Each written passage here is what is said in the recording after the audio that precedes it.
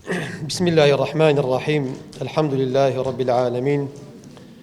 والصلاة والسلام على خير خلقه محمد وعلى آله وصحبه أجمعين. ربنا لا تزغ قلوبنا بعد إذ هديتنا وهب لنا من لدنك رحمة إنك أنت الوهاب. آمين. لخوای گەورە داواکارین مانجی ڕەمەزانی پیرۆز ئەوەندەی کە ڕۆیشتە لێمان قبول کات، ئەوەندەی کەمایە تێیدا تەوفیقمان بدات کە باشترین و زۆرترین و چاکترین عیبادەت لەوەندە ڕۆژێمایە کۆی کەینەوە. بەڕێزان، مانجی ڕەمەزان خصوصیەت و تایبەتمەندی خۆی هەیە لای پەروەردیگار، لای فریشتەکان، لای پێغەمبەران سەلامی خوای لەسەر بێت، لای پیاوچاکان. مانگێکە جیاوازترە لە هەموو مانگەکانی دیکە. خوای گەورە بە شایەنی زانیە کە پەیامەکانی خۆی تەورات، ئینجیل، زەبور، قورئان، صحوف ئیبراهیم، ئەمانە هەموو لە مانجی ڕەمەزان دابەزیون. هەرچی کەلامی خوایە لە مانجی ڕەمەزان دابەزیە. دیارە ئەو مانگێکی زۆر زۆر تایبەتە، خصوصیەتی خۆی هەیە، بۆ ئێوەش بە چاوی گەورە و تەعظیمەوە تەماشایکەن. سەردەمی جۆخینە، کۆکردنەوەی توێش و زاد و زەخیرەیە، فرسەتێکی عومرە لەوانەیە دووبارە نەبیتەوە. کەسانێک هەبوون بە تەمابوون ئەو ڕەمەزانە بە ڕۆژوو بن، بەس ئەجەل دەرفەتی پێنەدان یاخود نەخۆشی ڕێگەی پێنەدان کە ئەوانە تێیدا بە ڕۆژی بن. خوای گەورە ئەو دەرفەتەیە بۆ ئێمە ڕەخساندیە. تەمەناکەن لە خوای گەورە چەندین ڕەمەزانی تر بە قسمەتان بکات بە قالبی ساغەوە بتوانین کە زۆرترین عیبادەت دەو مانگەدا ئەنجام بدەین. خۆشەویستان، زۆر جار گوێمان لێبە و لێرە و لێ زۆریش فعلەن هەمووتان ئەزانن کە ئەو مانگە تایبەتە بە مانجی قورئان. جوبریل عەلەیهی سەلام لە مانجی ڕەمەزاندا دوو جار ختمی قورئانی بە پێغەمبەر کە سەڵڵەڵاهو عەلەیهی وسەلەم هەمووی پێ دووبارە کردەوە. ئەمە کە دەکەلووی ئەخویند، بەڵام لە مانجی ڕەمەزان زیاتر تەرکیزی خستە سەر ئەوەی کە پێی بڵێت وەکو ئیحایەک ئەو مانگە مانجی قورئانە و زۆریش تایبەتە. خۆشەویستان، ئێوەش گرنگی پێ بدەن، چونکە ئەو حاڵەتە ڕۆحیەی لەو مانگە ئەڕەخسێت لە مانگەکانی دیکە ناڕەخسێت. ئەو جۆش و خڕۆشەی لە ناخی ئینساندا هەیە لە مانجی ڕەمەزاندا دوای ڕەمەزان نامینێت. خاوبوون ڕوو لە ئینسانەکات، شەیاطینەکان بەرەڵا ئەکەونەوە گیانی ئیمانداران، فڕوفێڵیان بەرامبەر ئەکەن، ساردیان ئەکەنەوە سەر عیبادەت. لێیە دەرفەتێکە و بیقۆزنەوە. ئینسانی عاقلیش ئەوەیە کە دەرفەتێک لۆی ڕەخسە لەسەری پاز نەدات، لەوانەیە دەرفەتەکان دووبارە نەبنەوە. لێیە ئەو مانگە خۆشەویستان زۆر زۆر ئاگاتان لێبیت، کاتەکانی خۆتان بە فیڕۆ مەدەن ئیلا لە شتی چاک و باش نەبێت، بالئەخەس عیبادەتەکان تێیدا زیاد بکەن. خوای گەورە فەرمێت: الذين آمنوا وتطمئن قلوبهم بذكر الله ألا بذكر الله تطمئن القلوب. ئەگەر تەماشای ئەو ڕۆ بکەین بەڕێزان، زۆربەی خەڵک هەستە کە لە ڕووی ناخەوە ئاسوودە و مرتاح نییە. ناڕەحەتیەک ڕووی لە دەرونی مرۆڤەکان کردیە. ئەمن باسی نەخۆشیەکان ناکەم. ئەمڕۆ چەند نەخۆشی چەند زۆرن، بەقەت ئەوەندەش نەخۆشە ڕۆحیەکان زۆرن، ئەوەندەش مەشاکل ڕۆحیەکان زۆرن. مرۆڤ بریتە لە ڕۆح. ئەگەر ڕۆحی ئینسان چالاک و نەشیط بوو، چست و چالاک بوو، لەگە خوای خۆی پەیوەندی باش بوو، دڵنیا بە ئەو ئینسانە ئەگەر کەم ئەندامیش بیت، لەسەر جێگاش بیت، ئینسانێکە پڕ لە عەزیمەت، ئینسانێکە پڕ لە نەشیط و چالاکی ناکەویت، بێتاقەت نابیت. کە خوا فەرمێت: ئەلا بذیکری الله تطمئن القلوب. زیکری خوا زۆر فراوانە، هەر تەفەکر لە خەڵقی خوا خۆی زیکر و یادی خوایە. بەڵام بەتایبەت ئەو ئاەتە لەوانەیە ئاماژە بێزاتر بە قورئانی پیرۆز. خوێندنەوەی قورئان شیفای دڵ و دەروونەکانە. ئەو قورئانە خۆشەویستان کە خوا فەرمێت: إن هذا القرآن يهدي للتي هي أقوم.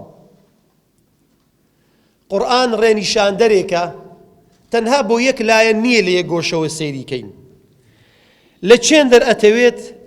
کام کەس ئەیوێت لە بواری خۆی لە پسپۆڕی خۆی بەرەو پێش بەریت وەڵڵی با سەیری قورآن بکات بەشی هەموو کەسێکی تێدایە لە ڕووی طبی ئەڵێ لە ڕووی کیمیایی ئەڵێ لە ڕووی فیزیایی ئەڵێ لە ڕووی ڕیاضیات ئەڵێ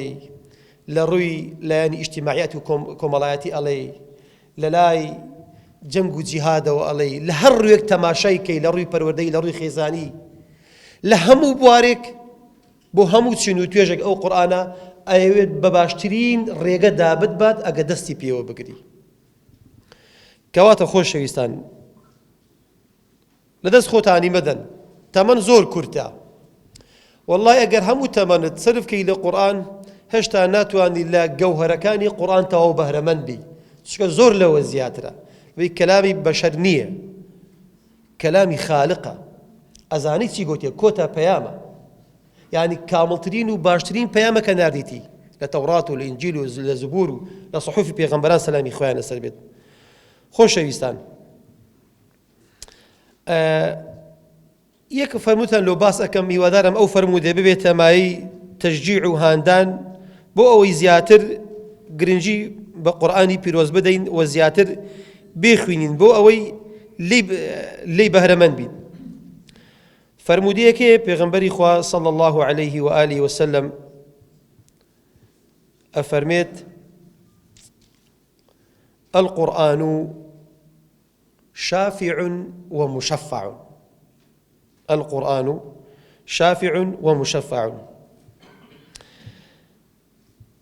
قرآن شافعة يعني لو أوكسي كوا أي خوينيت شفاعتي لو أكاد يعني بهانايا وديت دائما شفاعت لو شيء كسيك أبينين لي قومايا دستي بشتيك ناقات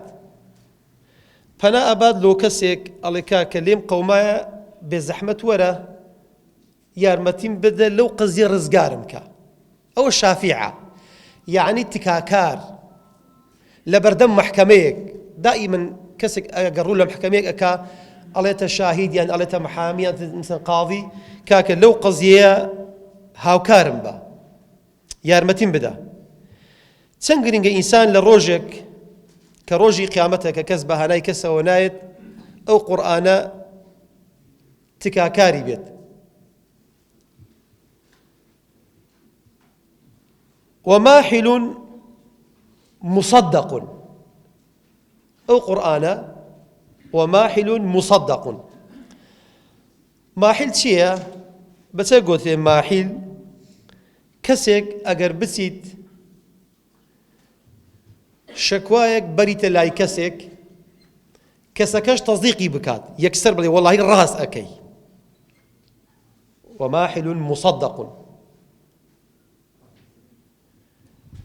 لروجي قيامتك أو لروجي قيامتك محاسبة أكريت كديت بردم محكمي خوا كاتك خوي جورا أيوت محاسبي أو كسبكات لي ببيسي توا أو قرآن ديت وكو حجيك وكو بلقيشي قاطع داوا لخوي جورا أكاد أي پروردگارا أو نفريا بمن بسبيرة أو نفر تال الدنيا دابو تال جيان دابو أو ذيك قرآني أزاني أو ذيك فير ببو تمني خوي بكلامي تو صرف كرت يعني كلامي خوا بتو شافع تكاكار لا إخوا خوي جوش أنا أزاني بس أو حديث خوش يستان هاندان شيء زور جوريتي دالو إنسان أو كذاني بخويني باب بخويني أو كنازاني بابا بهيدفون جولي بقريت للتلفزيون للراديو لشوينك قلمي قرآن هي للموبايل هي وسائل زور يعني أورو كسي لدرنت شو بلي أمنات وأنا من القرآن بهرمن بمليت يبقى استفادة بكم همو حجيك أورو كبرايتوا بهرنا عقبي أتواني لو قرآن بهرمن بي أو ذا تفسيري شي هي أتواني ليش حالي بي بويا فرميت وماحل مصدق جا لكوتاي فرمودك أو أفرمي هر كسيك قرآني خسته بيش خو لدوي رويشت أفرميت أوصله إلى الجنة أي باتنا وبهشت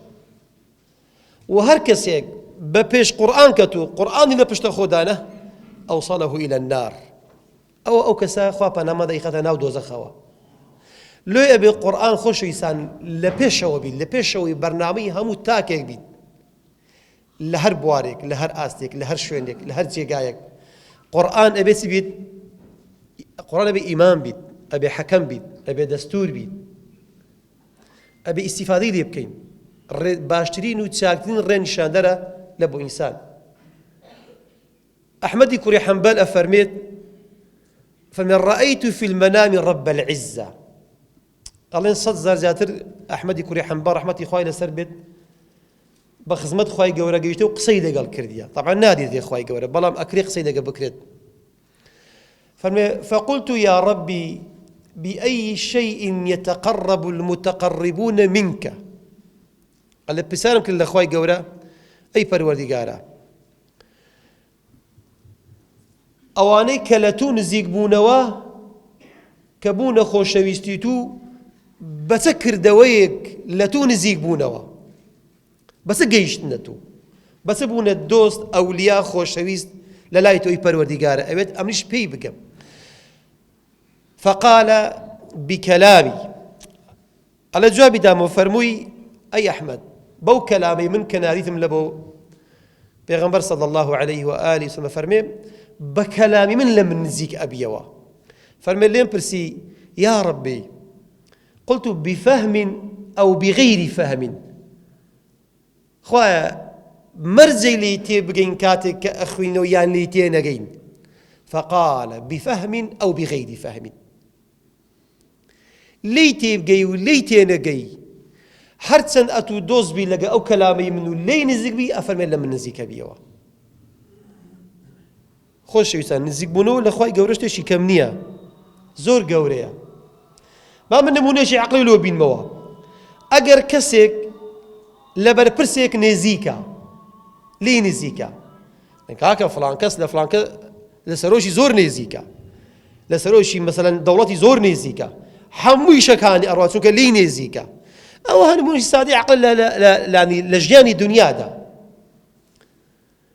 كاتك ساحر كان هاتن السحر بكن لبو فرعوني وظالب بصر موسى عليه السلام تشان قلتان أجر إما سركتين لخوما نزيك خيوة قلت أنا فرعوني فرعون قلت بلى وعدوا بي أدم همودة من لنا كوشي من بن لدوري من بن لمن نزيك بن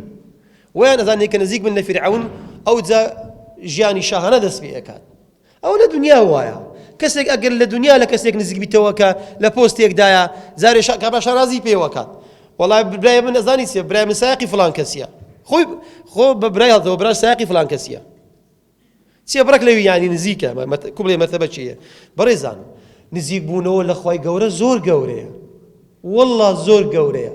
أجر لخوان نزيك بيوا أفرمي أبن بود شاوي كبي أبيني أبن بو جوي كبي أبيستيد بوي أبن بو دستي كإيشي بي أكاد بوي أبن بو بي كبي أرواتن أظن حديث قدسي معنى يتسيا يعني أو كسا الأخوان نزيك بوا همو هستوركاني همو عند مكاني لا شيء همو يلو خواي قور أصلحيت أو لبراس الريبيد أو معنى فرمودية يعني تساود بس حق راسي أبيني قويش كد بس حق راسي أبي سيد دسا كان إشي باش أكن قاسا كان برو بشيني باش أدبن أو بتسوي ليدي إلا بو قرآنية والله تماشا كان أوانيك هلا جاني دنيا جرينجان بيدايا تماشا كان جيش نتشندر درفتي عمره دس خطاني مدن فير أبن أو يكفير بوا زاتري بخويني زاتري جرينجي بيردات أو يكفير نبوا خطاني فير كان خواي جورا بمان كبا حاملي قرآن قارئي قرآن حافظي قرآن خواي جورا بركة نوري قرآن لدلو درنيهم ملياك من دا بروينيد أو قرآن بكاتا روشناي وتسلاي الدنيا ودوا رجمان خواي جورا عاقبتي ملياك من خير كات خوای گەورە تاعاتی ئەم وڵایە قبول بکات و خوای گەورە شیفای مامۆستا مەڕوانیش بدات ئێوەش لە دوعای خێر بێبەشی مەکەن ئێستا حەزی ئەکرد لێرەوی بەڕاستی بەڵام بەداخەوە نەخۆشیەکە وای لێ کردیە کە لە ماڵ نێتە دەر ئێوەش دوعای لێ بکەن بەڵکە ئینشاءالله بە دوعایشێک لێوە خوای گەورە دوعاکە قبول بکات و ساغ بێتەوە بێتە ناومان خوای گەورە شیفای مامۆستا مەلا شەریفیش بدات کە لە وڵاتی هیندستانەوە نەخۆشە وسرزم أو خوش براني كان نخوش نبيسان بدعاء خواي قول الشفاء نخوش وملاك بدات آمين والحمد لله رب العالمين سبحان ربك رب العزة ما يصفون وسلام على المرسلين والحمد لله رب العالمين.